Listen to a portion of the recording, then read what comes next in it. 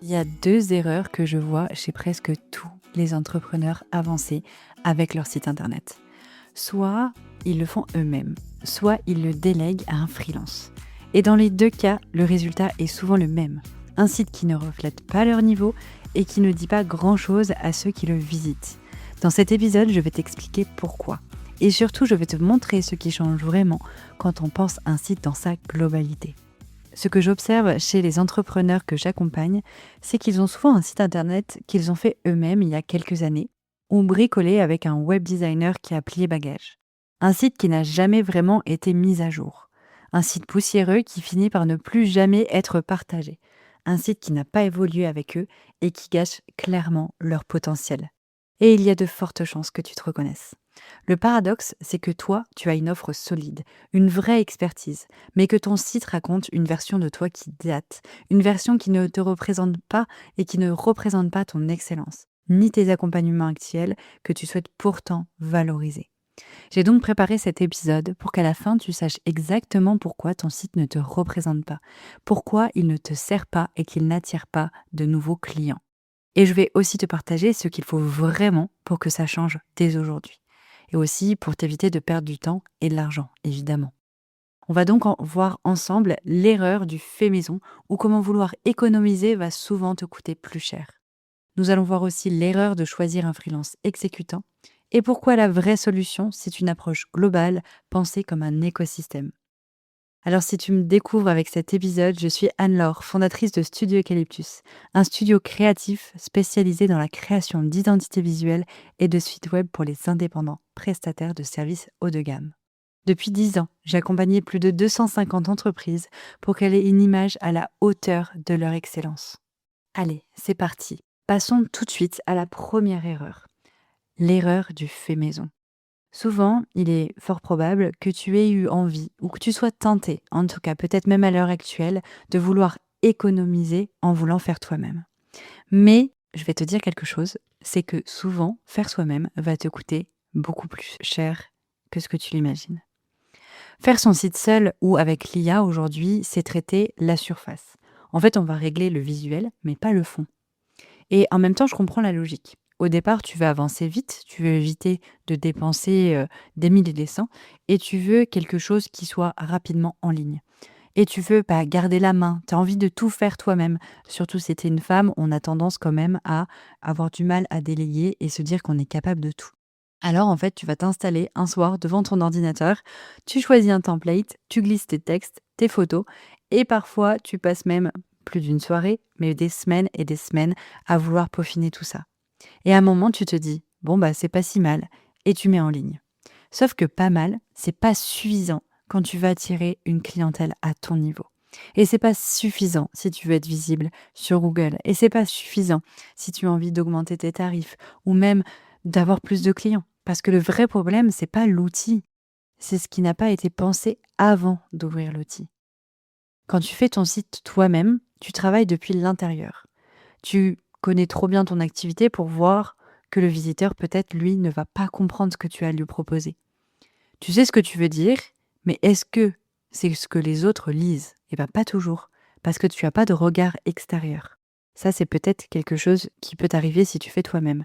Mais il y a aussi une autre problématique que je remarque très souvent, chez mes clients en tout cas, c'est que quand ils ont essayé de faire seuls avant, c'est qu'ils n'ont jamais finalement réussi même à aboutir à un site internet finalisé, parce qu'ils n'ont pas réussi à mettre de clarté sur ce qu'ils avaient à proposer. Donc le premier cas, c'est tu penses avoir été clair et tu connais tellement ton activité que tu présentes les choses, mais en fait, tu te rends pas compte qu'ils ne comprennent pas ce que tu as à leur proposer. Soit à l'inverse, finalement, tu n'aboutis à rien et tu procrastines parce que tu n'arrives pas à mettre de mots concrets sur ce que tu proposes, ou du moins pas à l'écrit et pas dans un site internet. Il y a pas longtemps, j'ai une cliente qui est arrivée chez moi avec un site Wix qu'elle a construit elle-même. Visuellement, au final, c'était correct. Bon, c'était un petit peu passé, mais c'était correct. Mais quand je lisais son site, je mettais plus de 3 minutes à comprendre ce qu'elle vendait exactement, à qui et pourquoi il fallait la choisir elle. En fait, il y avait rien de clair, je savais pas trop comment naviguer sur son site pour savoir vraiment ce qu'elle pouvait me proposer. En fait, sa page d'accueil parlait de ses valeurs, de son parcours, de ses formations, donc en termes de crédibilité, on était pas mal, mais nulle part il n'était écrit clairement ce qu'elle faisait concrètement pour ses clientes et qui elles étaient ses clientes. Et ces offres étaient un peu noyées dans une page prestations avec 5-6 onglets. Tu te souviens, dans l'épisode de la semaine dernière, je te parlais justement de ces fameux onglets prestations qui ressemblent aux cartes de soins du spa du coin, où en fait, tu as tellement de choses qui sont proposées que tu oses même pas lire. Donc son problème, en fait, c'était pas vraiment le design. Bon, on pouvait faire beaucoup mieux, mais c'était pas vraiment le problème, ni les fondations de la problématique globale de son site internet. C'était vraiment l'absence de stratégie qu'il y avait derrière. Il n'y avait pas de fil conducteur, pas de hiérarchie d'information, pas de positionnement clair, pas de client idéal, pas de clarté dans ses offres. Et ça, aucune IA ou plateforme de site web soi-disant gratuite ne peut le faire à ta place. Parce que la clarté, ça se travaille. Et ça demande un regard extérieur. Quelqu'un qui ne connaît pas ton activité par cœur et qui va te poser les bonnes questions. Ma conviction profonde à moi, c'est vraiment qu'un site, ça commence avant le site.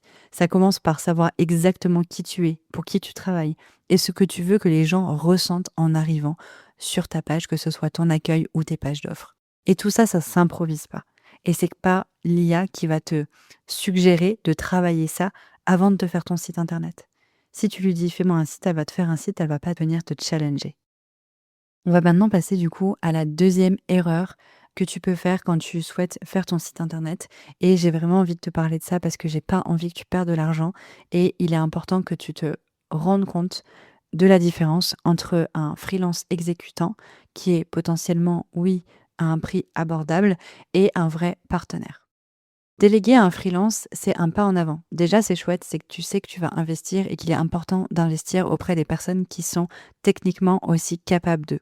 Et je dis pas que tous les freelances font du mauvais travail, loin de là. C'est pas du tout, en tout cas, ce que je veux passer comme message. Mais il y a une différence fondamentale entre quelqu'un qui exécute ta demande et quelqu'un qui réfléchit avec toi. Et cette différence, elle se voit sur le résultat final. En fait, quand tu arrives chez un freelance avec une idée de ce que tu veux, il va le faire. Il n'y a pas de problème. Il va te livrer ce que tu as demandé. Mais si tu n'as pas la base stratégique, si ton positionnement n'est pas clair, si ton identité visuelle ne correspond plus à qui tu es aujourd'hui, il va construire quelque chose de propre techniquement sur des fondations qui restent floues.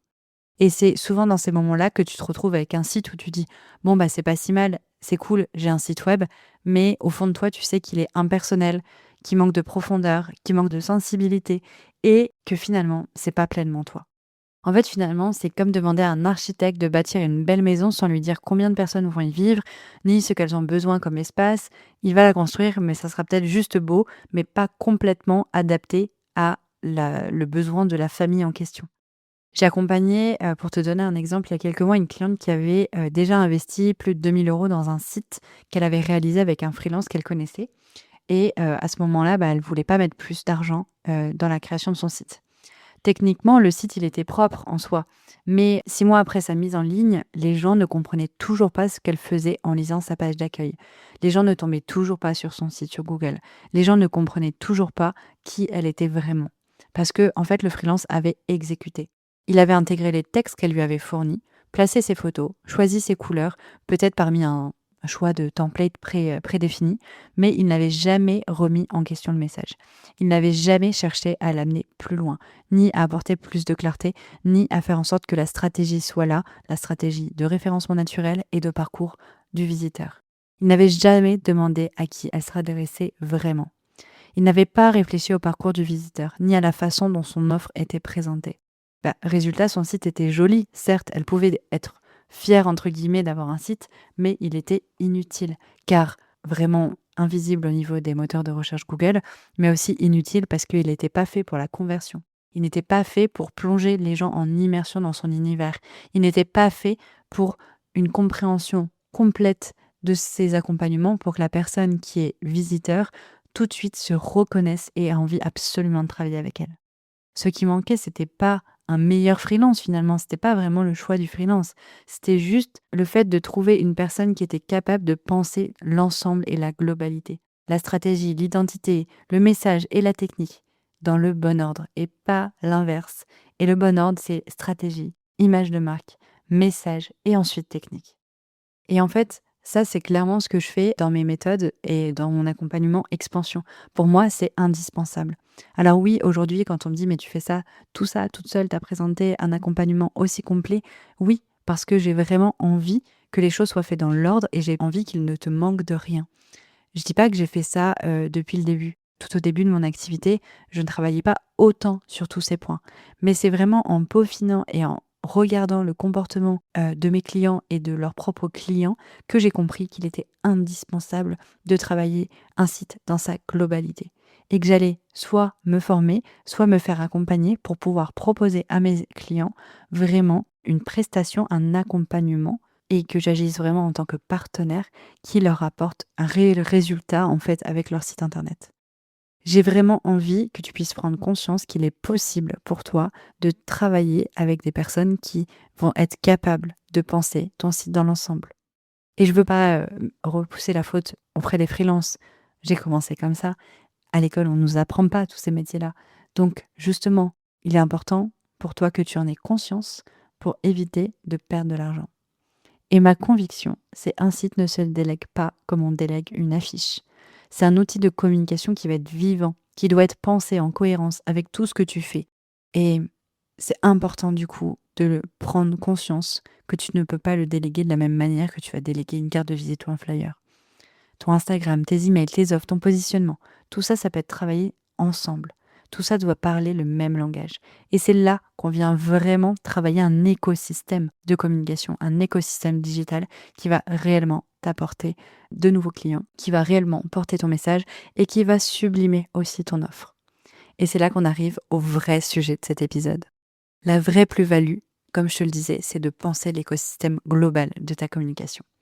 C'est dont tu as vraiment besoin. C'est pas juste quelqu'un qui fait un beau site, c'est une partenaire qui comprend ton business dans sa globalité et qui construit ton site en cohérence avec tout ce qui existe autour. C'est ça que j'appelle l'approche écosystème. Tu m'as déjà entendu en parler. En fait, il faut savoir que ton site ne vit pas seul, il s'inscrit dans un ensemble. Donc toi, ta personnalité, ton personal branding et également ton identité visuelle, ton positionnement, tes offres, ta façon de communiquer, les mots que tu utilises, l'émotion que tu veux transmettre. Et c'est ça qui va faire de toi une personne qu'on va distinguer des autres et qu'on va repérer. Si une seule de ces pièces ne s'aligne pas avec les autres, ça se ressent. Tu peux pas te permettre de partir dans tous les sens et tu peux pas te permettre de bricoler si tu as envie de passer au niveau supérieur dans ta communication et que tu deviennes mémorable. Le visiteur ne sait pas exactement pourquoi, mais quelque chose ne colle pas dans ta communication quand tu bricoles. Il va sentir qu'il y a une différence, il va sentir qu'il y a des incohérences ou un manque de clarté. Et ce sentiment de manque de cohérence, ça coûte en crédibilité. Sauf qu'aujourd'hui, dans ton marché, tu sais que tu as beaucoup de concurrents et la crédibilité et la clarté, c'est indispensable aujourd'hui si tu veux vendre et si tu veux attirer des clients à toi facilement et régulièrement. Et je pense que quand tu m'écoutes, tu dis: «Ah non mais c'est clair, je veux pas bricoler, je veux pas perdre des clients». Et là, je vais te reparler d'une erreur fréquente. Par exemple, si tu travailles avec un exécutant, il va pas forcément, par exemple, te suggérer de capter les emails sur ton site, de mettre en place, des outils pour justement récupérer les prospects, pour pouvoir leur vendre avec d'autres stratégies derrière s'ils sont pas encore passés à l'achat, sur ton site et cetera. Ça, c'est des choses techniques et stratégiques qui ne s'improvisent pas. Et quand tu travailles avec un partenaire qui comprend ton business dans sa globalité, tu travailles avec quelqu'un qui va justement te suggérer les bonnes méthodes et les bonnes stratégies pour vraiment chercher à aller vers cette croissance que tu rêves tant. Quand je travaille avec une cliente dans Expansion, je commence jamais par ouvrir WordPress. Je commence par comprendre où elle en est. Et à chaque fois, ça peut arriver que j'ai des clients qui me disent: «Non, mais c'est bon, je sais, où j'en suis, je fais ça, ça, ça». Peu importe. Dans tous les cas, je repense et je commence par son positionnement, sa niche, ses clients idéaux, ce qu'elle veut transmettre, ce qu'elle vend, comment elle vend et vers où elle veut aller. On pose les fondations ensemble, puis ensuite on va construire l'identité visuelle qui reflète tout ça, puis l'arborescence du site, puis les textes pour qu'ils soient pensés pour parler à ses clients de cœur. Et ensuite seulement, on construit le site en lui-même. Et oui, ces étapes-là sont indispensables et je ne retirerai jamais la stratégie de mes accompagnements désormais, parce que même si tu as déjà été accompagné en stratégie, tu n'as pas forcément été accompagné dans la stratégie avec la volonté derrière d'avoir un site web. Et c'est pas forcément les mêmes enjeux quand tu travailles sur Instagram, c'est pas forcément les mêmes enjeux quand tu as une communication qui n'est pas vraiment basée en ligne. Et c'est vraiment dans cet ordre-là toujours que j'accompagne et je suis persuadée de cette méthode, de l'efficacité de cette méthode et c'est ce que je propose du coup dans Expansion. Parce qu'un site qui convertit, c'est pas un site techniquement parfait, c'est un site qui dit la bonne chose à la bonne personne et avec la bonne émotion. Et pour ça, il faut connaître le business au fond. C'est comme ça que je me vois en tant que partenaire business et directrice artistique parce que j'agis à ces niveaux-là. J'ai accompagné récemment une coach en reconversion professionnelle qui avait déjà un site web, qui avait déjà une identité visuelle et des offres, mais tout ça avait été créé à des moments différents et il y a déjà quelques années et par des personnes différentes et aussi par elle-même. Résultat, en fait, son Instagram ne ressemblait pas du tout à son site internet, son site ne reflétait pas du tout ses offres actuelles et son niveau d'excellence d'accompagnement et ses textes parlaient à une cible qu'elle n'accompagnait plus vraiment et en plus de ça, c'était pas forcément, vraiment ses mots ou même, en accord avec les valeurs qu'elle avait aujourd'hui.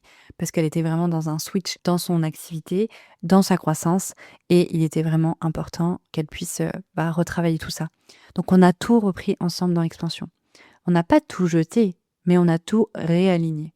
On a clarifié son positionnement, retravaillé son identité visuelle, réécrit les pages de son site quand c'était nécessaire et surtout restructuré ses offres sur le site. Et à la fin, pour la première fois, elle avait un écosystème cohérent entre son site, qui elle était, son agence et son compte Instagram. Et en fait, elle partageait son lien avec beaucoup plus de fierté. Elle arrêtait de s'excuser de son site en le montrant à quelqu'un. Elle avait réellement une nouvelle fierté, une nouvelle confiance en elle dans sa communication. En plus, ça arrivait vraiment à un virage tout particulier dans son business. Et il y a quelques semaines, elle m'a même avoué et confié que depuis qu'elle avait son nouveau site, elle avait réussi à signer des contrats beaucoup, beaucoup plus chers qu'avant parce que elle avait attiré des clients qui étaient prêts à avoir des accompagnements encore plus complets et du coup, c'était grâce à son site, tu lui avais dit que voilà, on voyait, qu'elle était très crédible et très pro dans ce qu'elle proposait et c'est ça la vraie transformation. C'est pas juste un nouveau site, voilà, on est content, on a un site. C'est un écosystème qui te représente enfin. Et je vais te parler du coup des 4 couches qu'on construit ensemble lors de Expansion. La première, c'est la clarté du positionnement et les offres. Ça, tu l'auras compris. Le visiteur comprend en quelques secondes ce que tu fais, pour qui et pourquoi toi. La deuxième, c'est une identité visuelle cohérente et raffinée, qui inspire confiance avant même que tu aies dit un mot. La troisième, c'est des textes alignés qui parlent à ton client de cœur avec les bons mots et la bonne émotion. Et ensuite, évidemment, une base technique solide. Moi, je travaille avec WordPress, on travaille le référencement naturel, l'expérience utilisateur, les conformités juridiques, tout ce qu'il faut pour que tout ce qui vient après repose sur du solide. Et ce que ça change, c'est pas une promesse magique de 10 000 clients qui arrivent soudainement, mais un site dont tu es fier de partager le lien, où chaque visiteur, qu'il soit 10 ou 1000, comprend immédiatement qui tu es, ce que tu fais, et a envie d'aller plus loin avec toi, et signe avec toi. Même un appel découverte, laisse son email, une consultation. Il a envie d'aller plus loin avec toi. Ton site, c'est souvent la première chose que les gens voient de toi. Et est-ce qu'il révèle aujourd'hui vraiment ton niveau d'excellence? Dis-moi. Et sois honnête aussi avec toi-même. Est-ce que aujourd'hui, le niveau et le potentiel que tu as est retranscrit dans ton site? Comme je te l'ai dit dans cet épisode, les 2 erreurs qui t'empêchent et qui empêchent vraiment la croissance de ton site et son résultat, c'est le fait de le faire seul, le faire sans stratégie ou déléguer à quelqu'un qui exécute sans penser l'ensemble. Dans les 2 cas, le site existe, mais il ne travaille vraiment pas pour toi. Ma solution, du coup, c'est vraiment d'être accompagné de manière globale par quelqu'un qui connaît ton business, qui pense ton image, ton message et ton site comme un seul et même écosystème cohérent. C'est exactement ce qu'on construit ensemble dans Expansion. Donc si tu sens que ton site mérite de te représenter vraiment, si tu sens qu'il est temps pour toi de représenter ton niveau d'excellence à travers ton écosystème global, je t'invite à jeter un œil à l'accompagnement Expansion. Le lien, tu le trouveras facilement dans les notes de l'épisode. Et si tu veux qu'on en parle avant de candidater, je te propose un audit offert. Tu trouveras également le lien juste en dessous dans les notes de l'épisode. L'audit, c'est quoi? C'est 15 minutes ensemble où je fais le tour de ta communication, que tu sois lancé ou pas, et on voit ensemble ce qui pourrait manquer et ce qui pourrait être mis en place justement pour nourrir tes objectifs et aller chercher la croissance ou les clients que tu rêves d'avoir. Donc n'hésite pas à candidater, tu remplis le formulaire, tu remplis mon formulaire de contact ou le formulaire d'audit. Dans tous les cas, je reste disponible pour t'écouter et on se retrouve la semaine prochaine pour un nouvel épisode. Merci beaucoup d'avoir écouté cet épisode d'Intuition Créative. J'espère qu'il t'a inspiré et qu'il t'a donné l'élan pour rayonner encore plus dans ton activité. Si ce podcast te plaît, tu peux le soutenir en laissant 5 étoiles et un témoignage sur Apple Podcast. Pour ça, c'est très simple. Sur Apple Podcast, écris Intuition Créative dans la barre de recherche. Quand tu m'as trouvé, tu cliques sur S'abonner. Descends en bas de la liste d'épisodes jusqu'à la section Évaluation et avis. C'est un petit geste simple pour toi, mais un grand pas pour m'aider à partager ce message à toujours plus d'entrepreneurs visionnaires et intuitifs. Et si tu veux continuer l'aventure au quotidien, rejoins-moi sur Instagram, Studio Eucalyptus. J'y partage mes réalisations, mes conseils et les coulisses de mon parcours. On se retrouve lundi prochain à 7h pour un nouvel épisode et d'ici là, prends soin de toi et de tes rêves.